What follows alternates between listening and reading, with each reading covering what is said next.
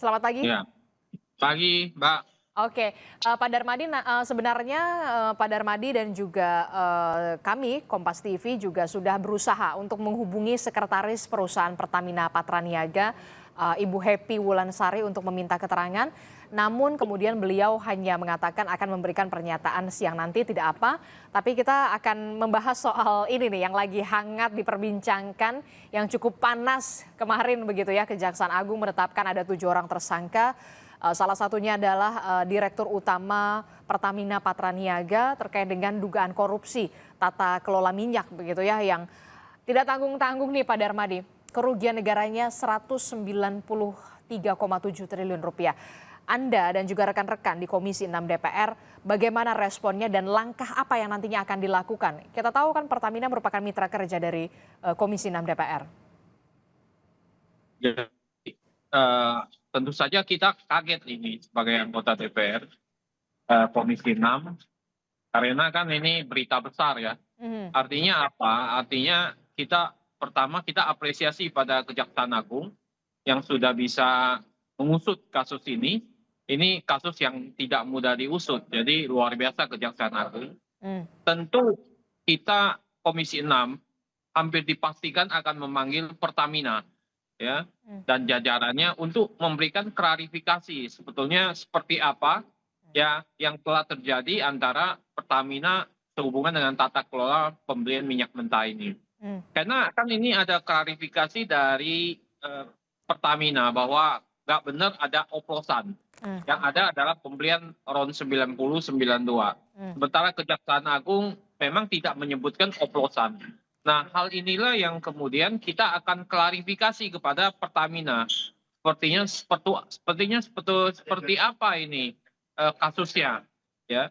Kita rutin mengadakan RDP dan selama ini kan tidak pernah ada pembahasan mengenai RON 90 92 ini. Tetapi Mmm. memang di masyarakat pernah terjadi kasus bahwa banyak mobil yang rusak, betul kan, Betul, Mbak? iya Ya, betul, iya. Dan viral kemudian juga di media sosial, bahkan iya, harus dicuci tangki bensinnya begitu ya, harus dikuras. betul.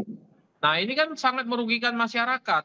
Mmm. Jadi Pertamina harus bisa kalau memang melakukan itu ada oplosan, dia harus mengakui ya, kalau memang ada dia harus mengakui bahwa itu akibat daripada kasus ini Heeh. begitu. Jadi masyarakat kan dirugikan. Ini nggak benar kalau ini dilakukan kan penipuan yang sangat besar 193 ada kasus korupsi di sana, Mmm. ada kasus pembohongan terhadap masyarakat. Mmm. Nah, tentu DPR harus melakukan klarifikasi terhadap Pertamina dan melakukan investigasi. Kalau perlu ya kita akan bentuk panja di DPR Mhm. untuk menyelidiki kasus ini begitu, Oke. supaya lebih jelas begitu. Ya. Oke, jadi, dalam waktu dekat, jadi kapan, Komisi 6 DPR RI ini akan berencana untuk memanggil segera Pertamina untuk memberikan klarifikasi, termasuk juga membuka peluang pembentukan pajak untuk mengusut secara, transparan terkait dengan, dugaan korupsi tata kelola minyak ini? Karena nggak main-main loh, kerugian negaranya 193,7 triliun, Pak Darmadi. Saya pribadi nanti koordinasi dengan fraksi juga akan mengusulkan agar dalam minggu ini harus diundang Mmm. Pertamina ke Komisi 6. Kenapa? Karena ini kasus yang em, banyak menyedot perhatian masyarakat, menimbulkan kerugian bagi masyarakat luas kalau memang betul terjadi oplosan. Mmm. Jadi segera mungkin kita akan mendatangkan Pertamina ke DPR untuk kita minta klarifikasi. Kali ini nggak main-main, petinggi utama di RUT dari Patraniaga, di RUT dari PIS dan sebagainya itu terkena masalah ini. Dan ini nggak main-main bagi Pertamina. Saya pikir Pertamina harus betul-betul menyelesaikan kasus ini dan memberikan klarifikasi yang benar, ya, terutama ke DPR sebagai pengawas dari BUMN begitu. Mhm. Selain soal, Pertamina, apakah juga nanti, membuka peluang akan, memanggil juga Menteri BUMN atau bagaimana? Ya pasti setelah kita klarifikasi kalau ada temuan-temuan nanti dengan kita segera juga akan melakukan rapat kerja dengan Menteri BUMN Bapak Erick Thohir ya atas kasus ini karena Pertamina ini kan perusahaan besar Mhm. memberikan sumbangsi dividen yang sangat besar, asetnya besar dan berfungsi sebagai BUMN yang banyak mempengaruhi kehidupan rakyat begitu. Mhm. Nah ini harus segera kita antisipasi. Maka saya pikir pembentukan panja juga dimungkinkan sepanjang bahwa ini menimbulkan masalah buat rakyat yang begitu besar. Yang pasti kan kerugiannya kan sudah dihitung ya Mbak ya, 193 triliun 7. rupiah. Jadi saya pikir itu angka juga yang spektakuler yang memang harus kita selidiki benar-benar begitu Bu. Mhm. Ini kalau kita lihat kan ya, dengan, keterangan dari Kejaksaan Agung ini periodenya begitu kita masih, mengedepankan asas praduga tidak bersalah, ini mengedepankan, periodenya adalah 2018 sampai 2023. Itu artinya 5 tahun loh Pak, 5 tahun, Betul. dugaannya, yang biasa kita konsumen, bayar BBM non subsidi justru ada dugaan blending di sini. Nah, eee anda melihat konsumen bisa menggugat Pertamina atau seperti apa soal ini? Ya saya pikir kalau konsumen ada yang menggugat kan bisa-bisa aja karena ini negara hukum ya. Mhm. Apalagi kalau kita kaitkan dengan kerugian masyarakat yang cukup besar begitu ya. Tapi memang prosesnya, mekanismenya tentu harus diatur ya, bagaimana caranya. Nah, silakan konsumen saya pikir kalau yang mau menggugat atau apa bisa lewat class action atau apapun ya, eee sesuai dengan aturan undang-undang ya bisa dijalankan. Tapi yang pasti ya memang DPR akan memanggil ya apalagi kita akan mempertanyakan juga kepada Pak Menteri BUMN. Dulu ngangkat Pak Dirut-Dirut ini dasarnya juga apa? Karena udah 5 tahun kan. Mhm. Apakah selama ini tidak terdeteksi dengan baik atau bagaimana Mhm. kinerja integritas dari Dirut-Dirut ini? 4 Ya dan pimpinan loh kemudian Pak, kita 4 pimpinan. 4 pimpinan betul dirut, itu dirut-dirut, perusahaannya besar-besar, Patraniaga. Di sana juga kan banyak, masalah juga mengenai gas misalnya kan di situ juga, ya. Oke. Jadi banyak sekali, masalah-masalah yang harus kita tanyakan juga sebetulnya terutama ke Patraniaga ini begitu.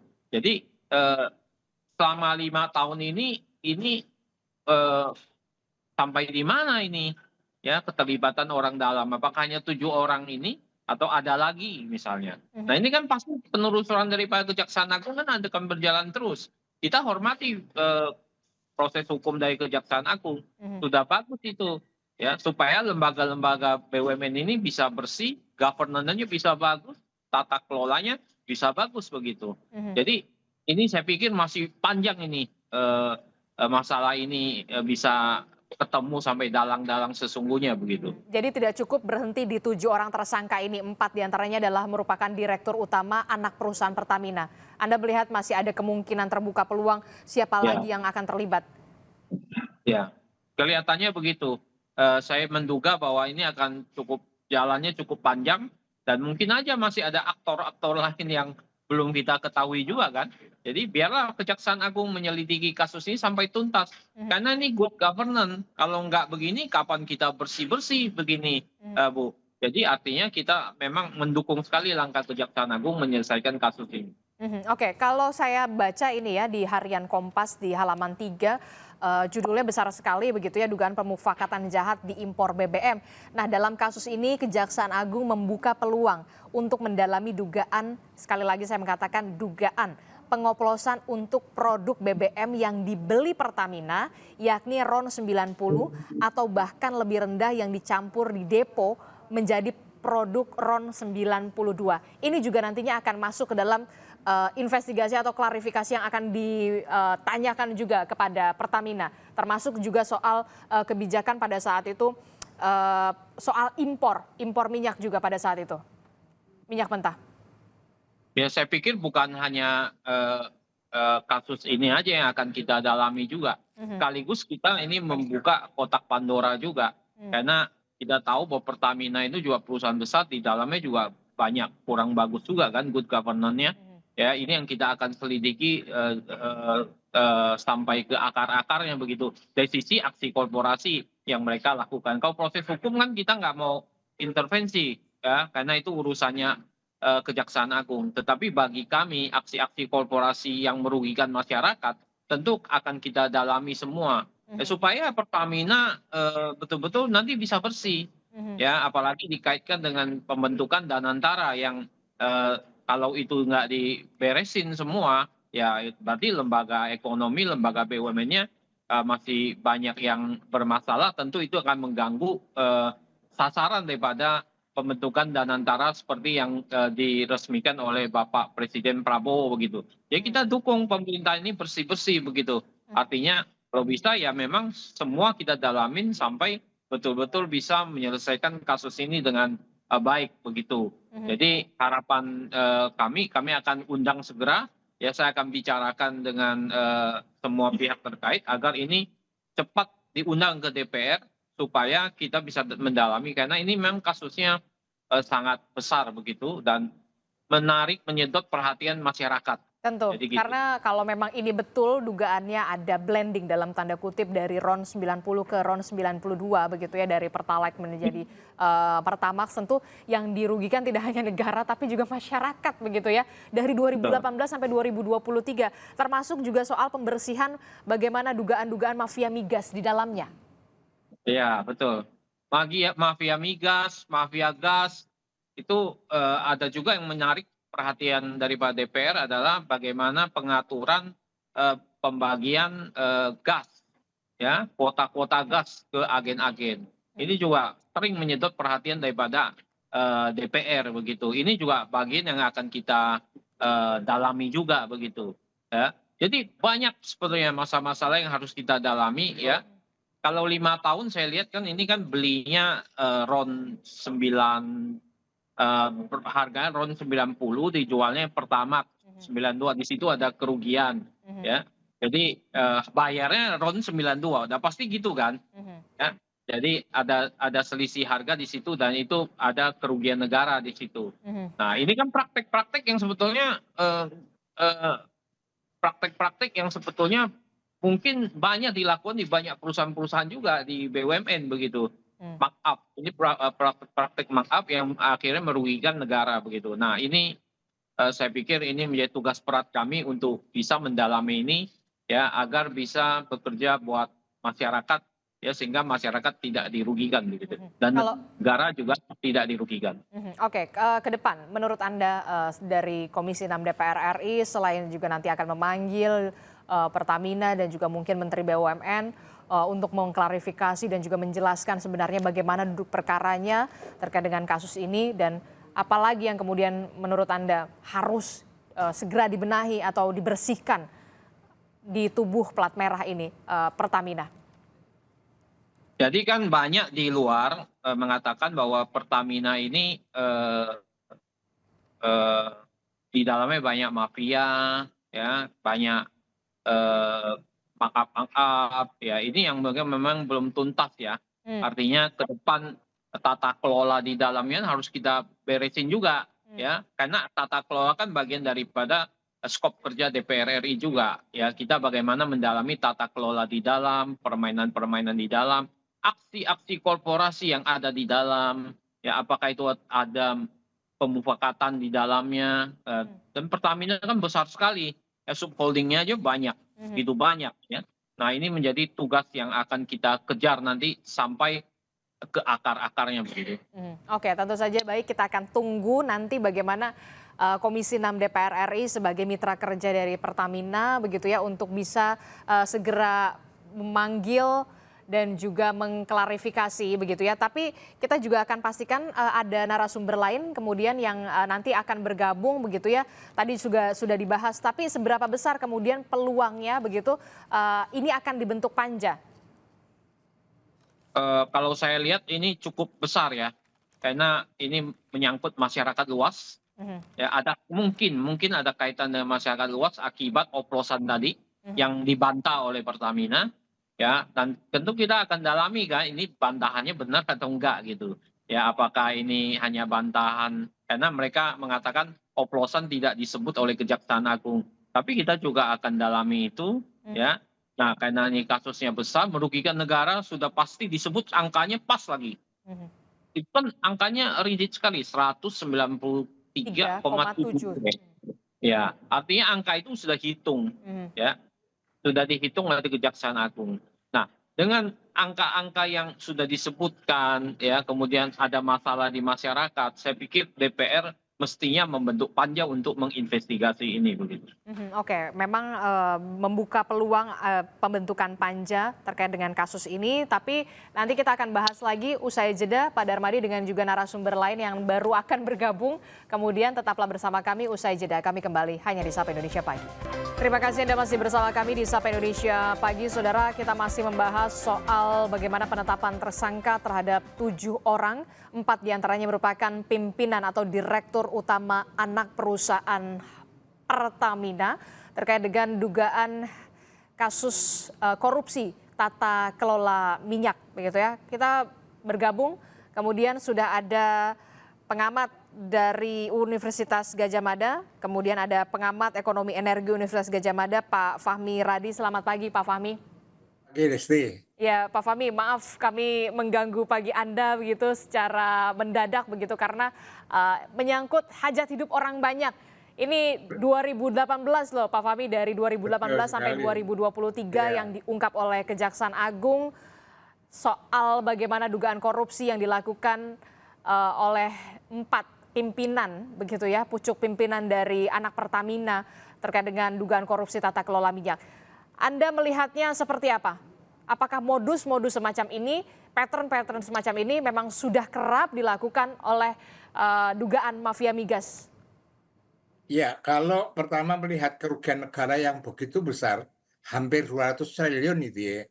Ini lebih separuh dari penghematan efisiensi yang dilakukan oleh Prabowo kan 300 triliun, ini hampir 200 triliun. Iya. Dirampok oleh, menurut saya ini, kemudian yang kedua modusnya, ini dilakukan oleh mafia migas itu ya.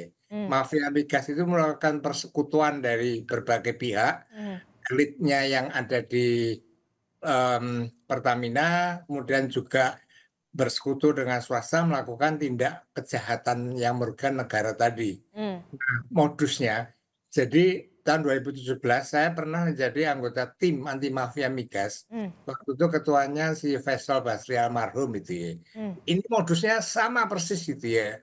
Jadi pertama penghalangan dalam melakukan penggunaan minyak mentah untuk dikelola di kilang Indonesia itu dipersulit gitu ya.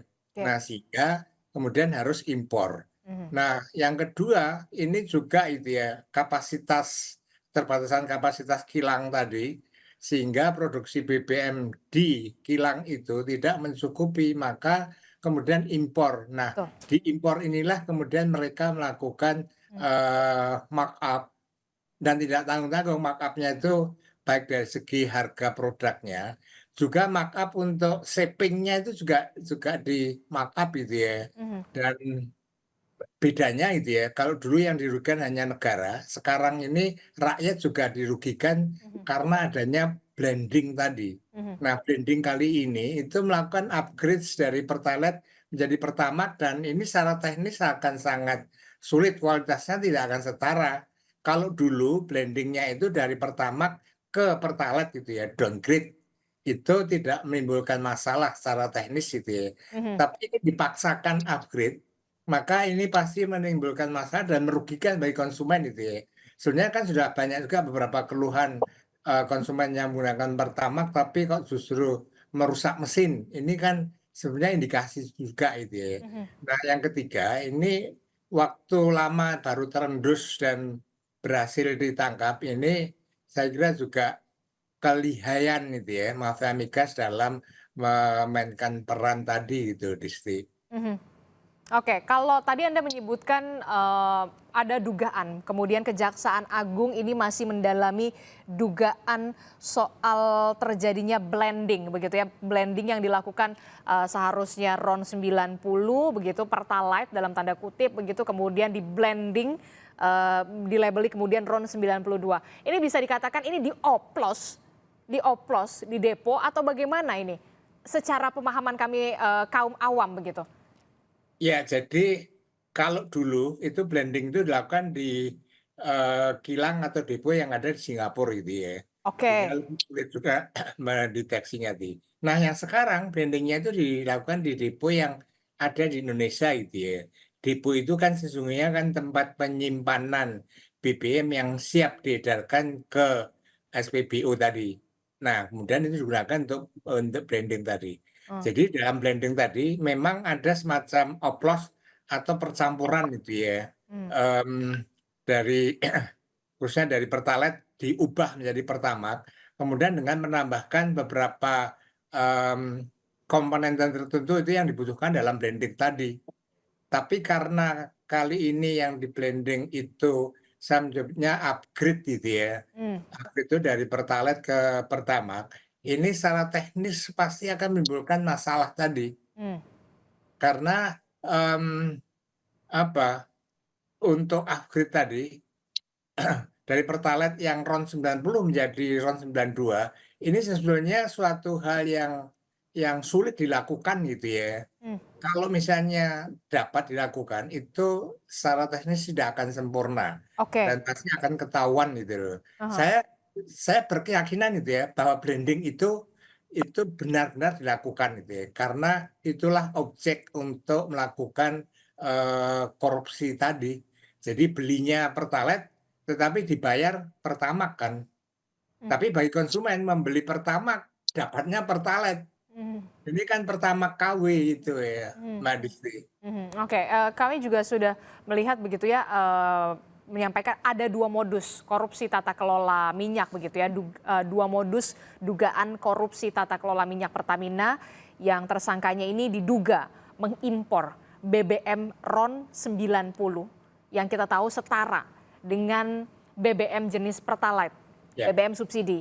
Kemudian hasil impor BBM RON 90 diduga, sekali lagi kami mengatakan diduga disimpan di depo, kemudian di sanalah kemudian diduga BBM RON 90 ini kemudian di blending dengan RON 92, kemudian diberi merek dagang RON 92 atau kita bisa kenal dengan setara BBM non subsidi Pertamax. Setelah proses kemudian selesai, barulah kemudian dijual ke masyarakat. Ini modus semacam ini memang patternnya memang seperti itu untuk kemudian untuk dugaan korupsi tata kelola minyak. Selain juga soal penghalangan kapasitas, optimalisasi kapasitas produksi minyak, kemudian harus mengimpor begitu ya, Pak Fahmi. Iya, saya kira benar sekali itu ya. Tadi saya katakan juga mafia migas pada waktu yang lalu, salah satunya modusnya itu dengan melakukan blending. Hanya saat itu blendingnya itu dari RON 92 diturunkan menjadi RON 90. Nah, tetapi apa keuntungannya bagi mafia tadi dengan blending tadi, maka itu harga pokok produksinya itu tidak bisa diketahui gitu ya, atau tidak ada referensi dari hasil blending tadi, karena memang tidak ada yang di pasar internasional itu tidak ada yang menjual Pertalite tadi. Nah, sehingga dengan mudah mafia migas tadi melakukan markup besar-besaran itu ya, dijual ke Pertamina atau dijual ke Indonesia yang harganya mahal. Nah, kemudian negara memberikan subsidi supaya harganya terjangkau oleh masyarakat. Nah, ini pola itu atau modus itu juga dilakukan yang saat ini hanya karena itu upgrade, maka itu pasti menimbulkan masalah secara teknis tadi. Tapi modusnya saya kira sama dalam rangka untuk memburu rente yang sebesar-besarnya yang dilakukan oleh mafia migas tadi, Disti. Yang sempat Anda juga tangani pada saat menjadi Satgas waktu itu ya, yang waktu itu ada berapa tersangka, Anda masih ingat betul Pak Fahmi? Nah, ini kelemahan di negara kita, penegakan hukum yang sangat lemah. Jadi meskipun saat itu kita sudah mengindikasikan ada beberapa pihak tersangka baik itu yang berasal dari Petra maupun pihak swasta tapi tidak terendus sama sekali. Tidak ada alat bukti yang bisa digunakan untuk menangkap mereka Kok bisa, Pak? Nah, waktu itu kesulitannya yang pertama lokusnya itu ada di Singapura yang bukan wilayah teritorial tadi. Nah, kemudian yang kedua karena mafia migas itu punya backing ada di mana-mana gitu ya. Apakah di pemerintahan, apakah di aparat, sehingga kemudian tidak tersentuh. Maka rekomendasi yang kita berikan saat itu bubarkan Petrel karena merupakan sarang mafia migas tadi, dan waktu itu periode pertamanya Jokowi dengan cepat dia kemudian dibubarkan. Tetapi pembubaran Petrel tadi kan menunjukkan bahwa mafia migas sekarang ini kan masih ada, masih bergentayangan untuk melakukan perampokan terhadap keuangan negara, dan yang ditangkap kemarin salah satunya yang dari swasta itu ya, itu kan anak dari seorang tokoh yang waktu kami itu dikenal atau ditenggarai sebagai pentolan mafia migas tadi. Tapi dia tidak tersentuh hukum itu ya. Nah, kemudian ada satu tersangka, CEO dari Petra, sudah ditetapkan oleh KPK, tetapi sama KPK sampai sekarang tidak diproses sama sekali. Nah, itulah lemahnya penegakan hukum. Nah, kali ini gitu ya, saya kira sesuai dengan komitmennya Prabowo, ini perlu diusut tuntas, kemudian perlu dikenakan hukuman yang seberat-beratnya gitu ya. Kalau perlu dimiskinkan gitu ya. Karena seorang dirut anak perusahaan Patraniaga itu kan penghasilannya besar sekali, tantimnya mungkin 100 miliar. Oke. Kenapa masih serakah gitu loh. Oke, saya akan tampilkan lagi kepada bapak-bapak begitu dan juga pemirsa Kompas TV siapa saja tersangka yang ditetapkan sebagai tersangka oleh Kejaksaan Agung. Ini ada Direktur Utama PT Patraniaga, Pertamina Patraniaga, ada Rifa Siahaan. Bisa produser untuk ditampilkan. Kemudian juga ada Direktur Feedstock dan Produk Optimization PT Kilang Pertamina Internasional, ini Sani Dinar Saifuddin. Kemudian ada CEO PT Pertamina International Shipping, Yoko Firnandi. Kemudian ada Agus Purwono selaku VP Feedstock Management PT Kilang Pertamina Internasional. Kemudian dari pihak swasta ada Muhammad Keri Andrianto Riza, Beneficial Owner PT Navigator Katulistiwa. Kemudian ada DW selaku Komisaris PT Navigator Katulistiwa sekaligus Komisaris PT Jenggala Maritim. Dan juga GRJ selaku Komisaris PT Jenggala Maritim dan Direktur Utama PT Orbit Terminal Merak. Ini kalau kita lihat ada 7 orang tersangka, Pak Fahmi. Kalau tadi dari Komisi 6 DPR akan mencoba mengklarifikasi juga kepada Pertamina, kemudian bahkan Menteri BUMN. Anda melihat dari ke-7 orang tersangka, 4 diantaranya adalah pimpinan atau direktur utama anak perusahaan Pertamina dan 3 adalah dari pihak swasta. Anda melihat apakah kemungkinan ada keterlibatan dari pihak lain selain 7 orang tersangka ini? Saya menduga ya gitu ya.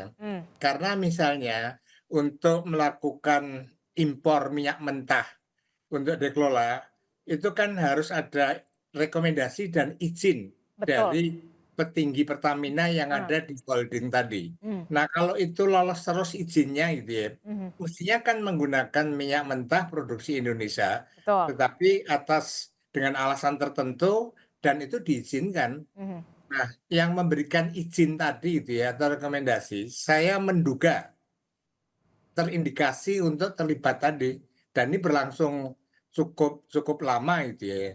Maka saya kira gitu ya, yang harus dilakukan setelah ini pihak internal itu harus melakukan operasi besar-besaran untuk mengamputasi gitu ya anggota-anggota mafia migas yang masih bercokol di Pertamina tadi. Ini saya betul-betul marah gitu ya kalau melihat seperti itu gitu ya.